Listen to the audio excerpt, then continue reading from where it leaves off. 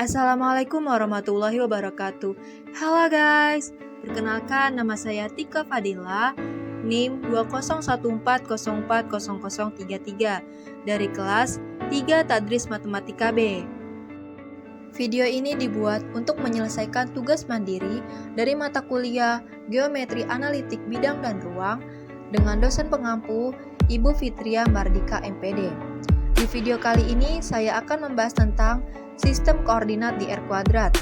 Pada poin pertama yaitu sudut antara dua garis, dan pada poin kedua jarak antara sebuah titik dan sebuah garis. Baiklah, saya akan menjelaskan poin pertama yaitu sudut antara dua garis. Sebelum masuk materi, saya akan menjelaskan sedikit tentang sudut dan garis. Sudut adalah bangun yang dibuat oleh dua garis yang berpotongan di sekitar titik potongnya. Sedangkan garis adalah kumpulan titik-titik yang beraturan dan berkesinambungan serta memanjang kedua arah. Sudut antara dua garis.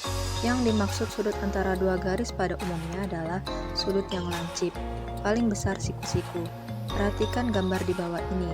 Misalkan G1 yaitu Y sama dengan M1X ditambah P, di mana M1 sama dengan tan alfa 1, dan G2 yaitu Y sama dengan M2X ditambah P, di mana M2 sama dengan tan alfa 2.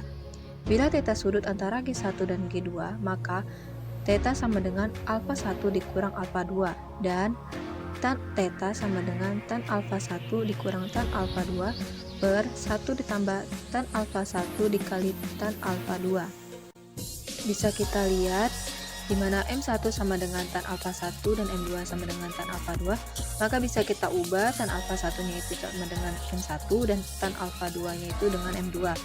Menjadi M1 dikurang M2 per 1 ditambah M1 dikali M2. Agar sudut theta lancip, maka tan theta harus positif. Oleh karena itu, diambil harga mutlaknya sehingga tan theta sama dengan nilai mutlak M1 dikurang M2 per 1 ditambah M1 kali M2 adalah rumus untuk menghitung sudut antara dua garis. Beberapa kemungkinan letak dua garis G1 dan G2. Yang pertama, bila G1 sejajar G2, maka theta sama dengan 0 atau M1 sama dengan M2. Yang kedua, bila G1 memotong G2, maka theta tidak sama dengan 0 atau M1 tidak sama dengan M2. Yang ketiga, bila G1 memotong tegak lurus G2, maka theta tidak sama dengan 90 derajat. Untuk tan theta sama dengan tan 90 derajat sama dengan kita masukkan rumus yang tadi, M1 dikurang M2 per 1 ditambah M1 dikali M2, di mana tan 90 derajat itu sama saja dengan sin 90 derajat per cos 90 derajat, sama dengan M1 dikurang M2 per 1 ditambah M1 dikali M2. Lalu kita kali silang menjadi sin 90 derajat dalam kurung 1 ditambah M1 dikali M2 tutup kurung sama dengan cos 90 derajat dalam kurung M1 dikurang M2 tutup kurung, di mana sin 90 derajat itu 1 dan cos 90 derajat itu 0. Lalu kita masukkan 1 dalam kurung 1 ditambah M1 dikali M2 tutup kurung sama dengan 0 dalam kurung M1 dikurang M2 tutup kurung. 1 ditambah M1 dikali M2 sama dengan 0 atau M1 dikali M2 sama dengan minus 1. Jadi M1 dikali M2 sama dengan minus 1 adalah syarat dua garis berpotongan tegak lurus. Adapun dalil kalau hasil kali dua koefisien arah dua buah garis sama dengan minus 1, maka kedua garis itu tegak lurus sesamanya dan sebaliknya. Jika theta sama dengan 0, maka M1 sama dengan M2. Ini berarti dua garis tersebut sejajar atau berimpit. Sejajar apabila N1 tidak sama dengan N2, sedangkan berimpit N1 sama dengan N2. Contoh soal, tentukan persamaan garis yang melalui titik potong dua garis, di mana G1 yaitu X ditambah Y dikurang 4 sama dengan 0, dan G2 yaitu 2X ditambah 3Y ditambah 6 sama dengan 0. Dan yang memotong tegak lurus garis H yaitu 5x dikurang 2y dikurang 7 sama dengan 0. Jawab persamaan dalam kurung x ditambah y dikurang 4 tutup kurung ditambah alfa dalam kurung 2x ditambah 3y ditambah 6 sama dengan 0, atau bisa kita kalikan dalam kurung 1 ditambah 2 alfa tutup kurung x ditambah dalam kurung 1 ditambah 3 alfa tutup kurung y ditambah dalam kurung minus 4 ditambah 6 alfa sama dengan 0. Jadi gradien garis ini M1 nya ialah dalam kurung 1 ditambah 2 alfa tutup kurung per 1 ditambah 3 alfa. Garis ini harus memotong tegak lurus H yaitu 5x dikurang 2y dikurang 7 sama dengan 0 dengan gradien M2 yaitu sama dengan A per B, A nya 5, B nya 2 yaitu menjadi 5 per 2. Syarat tegak lurus M1 dikali M2 sama dengan minus 1, di mana M1 ialah dalam kurung 1 ditambah 2 alfa per 1 ditambah 3 alfa dan M2 nya ialah 5 per 2. Lalu kita masukkan saja dalam kurung 1 ditambah 2 alfa per 1 ditambah 3 alfa dikali 5 per 2 sama dengan minus 1. Lalu kita kalikan saja 1 dikali 5, 5, 2 alfa dikali 5, 10 alfa sama dengan 1 dikali 2, 2 ditambah 2 dikali 3 alfa sama dengan 6 alfa. Lalu kita jumlahkan menghasilkan 4 alfa sama dengan minus 3 atau alfa sama dengan minus 3 per 4. Lalu kita masukkan saja ke dalam persamaan. Dalam kurung X ditambah Y dikurang 4 tutup kurung dikurang alfa, alfanya kita masukkan 3 per 4. Dalam kurung 2X ditambah 3Y ditambah 6 sama dengan 0. Lalu kita jumlahkan menjadi 2X ditambah 5Y ditambah 34 sama dengan 0. 2. Jarak antara sebuah titik dan sebuah garis.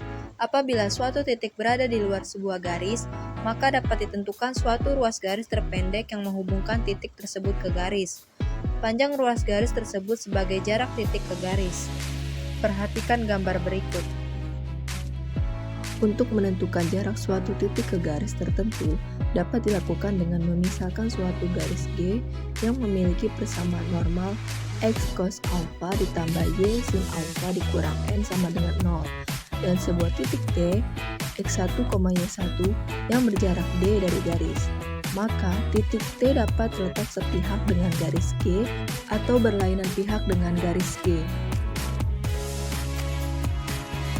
Misalkan persamaan normal garis G1 melalui titik X1, Y1 dan G1 sejajar garis G, maka titik T, X1, Y1 terletak berlainan pihak terhadap garis G, maka didapatkan panjang normal dari garis G1 adalah N ditambah D. Persamaan normal garis G1 adalah X cos alpha ditambah Y sin alpha dikurang N ditambah D sama dengan 0. Karena titik T, X1, Y1 terletak pada G1, maka G1 cos alpha ditambah Y1 sin alpha dikurang N ditambah D sama dengan 0, maka didapatkan rumus jarak titik T, X1, Y1 ke garis G adalah X1 cos alpha ditambah Y1 sin alpha dikurang N. Untuk titik T, X1, Y1 yang terletak sepihak dengan garis G, maka didapatkan panjang normal dari garis G2 adalah N dikurang D. Maka persamaan normal garis G2 adalah X cos alpha ditambah Y sin alpha dikurang N dikurang D sama dengan 0. Jadi, didapatkan rumus jarak titik T, X1, Y1 yang sepihak garis G adalah D sama dengan minus dalam kurung X1 cos alpha ditambah Y1 sin alpha dikurang N tutup kurung. Karena D adalah jarak, maka nilainya harus positif, sehingga harus diambil harga mutlaknya. Jadi, didapatkan rumus jarak titik T, X1, Y1 ke garis G adalah D sama dengan nilai mutlak X1 cos alpha ditambah Y1 sin alpha dikurang N. Rumus tersebut berlaku apabila persamaan garisnya merupakan persamaan normal. Misalkan garis AX ditambah BY ditambah C sama dengan 0, maka persamaan normalnya adalah plus minus dalam kurung A per akar A kuadrat ditambah B kuadrat X ditambah B per akar A kuadrat ditambah B kuadrat Y ditambah C per akar A kuadrat ditambah B kuadrat tutup kurung sama dengan 0. Maka jarak titik X1, Y1 ke garis tersebut adalah D sama dengan nilai mutlak AX1 ditambah BY1 ditambah C per akar A kuadrat ditambah B kuadrat. Contoh soal, tentukan jarak titik P 9,2 ke garis G 5X ditambah 12Y dikurang 30 sama dengan 0. Penyelesaian, kita masukkan rumus yang tadi, D sama dengan nilai mutlak AX1 ditambah BY1 ditambah C per akar A kuadrat ditambah B kuadrat, di mana A-nya itu 5, B-nya itu 12, C-nya itu 30. X1-nya 9 dan Y1-nya 2. Lalu angka yang tadi kita masukkan ke rumus menjadi nilai mutlak 5 dikali 9 ditambah 12 dikali 2 dikurang 30 per akar 5 kuadrat ditambah 12 kuadrat sama dengan nilai mutlak 45 ditambah 24 dikurang 30 per akar 25 ditambah 144 sama dengan kita jumlahkan semuanya menghasilkan nilai mutlak 39 per akar 169. Lalu sama dengan 39 per akar 169 itu sama dengan 13. Jadi hasil akhirnya adalah 39 per 13. Baiklah, saya sudah menyiapkan beberapa latihan soal agar teman-teman bisa memahami materinya. 반짝이는 별빛들 깜빡이는 불 켜진 건물